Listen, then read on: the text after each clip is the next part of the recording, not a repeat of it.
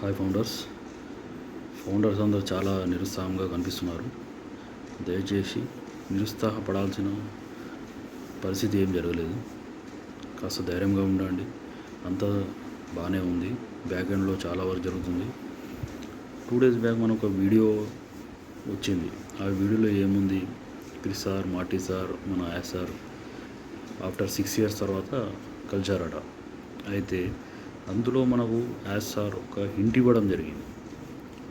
అది గమనించారో లేదో మీరు. మనం విన్ అయిపోయామని వి స్టాండ్ ఫర్ విక్టరీ.